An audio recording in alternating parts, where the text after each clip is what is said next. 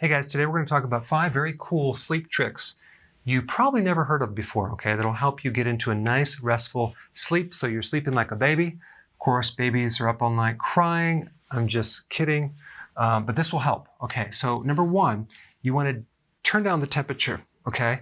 And I find this really is effective. If you're sleeping at a temperature of like 68 degrees, people get in a much deeper sleep and they sleep longer than having it too hot in the room. Real simple thing, but it does help. Okay, number 2, acupressure. Now there's a couple different things that I'm going to recommend. You can use a tool like this or even your hands. And the first thing is like doing acupressure on parts of your body that are stressed out. If you think about it, what keeps your body awake? Well, there's something in your body that won't turn off, and there's tension or stress in certain parts of your body. Mainly it's going to be in your back, in your abdomen, or even your chest, okay?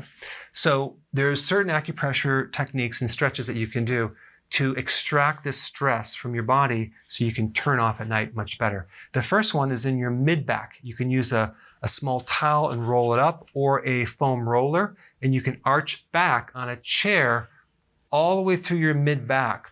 This is the location of something called the sympathetic nervous system, the flight or fight mechanism, and this is going to quickly relax the entire part of your upper torso, especially in the chest area. So you have to try this and then go to sleep. You're going to find that it will help you go to sleep. The next technique is working on the acupressure points around your abdomen, okay? And I'm going to put a link down below of how to do this, but you're basically extracting stress from different digestive organs down there, different acupressure points that are linked with different organs. Because if an organ is congested or overworking, it can create tension in that area. And by doing these acupressure points every single night before you go to bed, and I do them, you're going to find that you're going to sleep a whole heck of a lot better.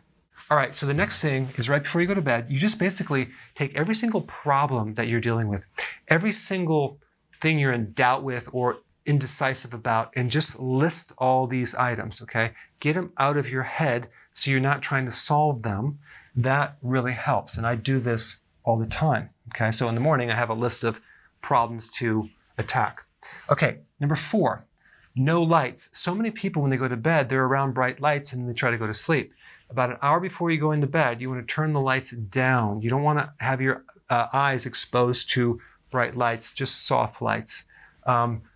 Because darkness stimulates melatonin, which then triggers serotonin to help you sleep. So we want to keep the lights off about an hour before going to sleep. Okay, number 5, celery. So simple, very effective. Now, if you're fasting, is celery going to knock you out of ketosis? Not very much. It's mainly all fiber with just a little bit of carbohydrate. So I wouldn't worry about it. But if you are concerned about it, just consume the celery right after your last meal.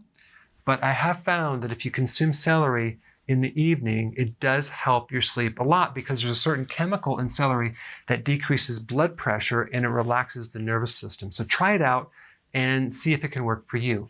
Thanks for watching. So if you're enjoying this content, go ahead and share it with someone that could really benefit from it.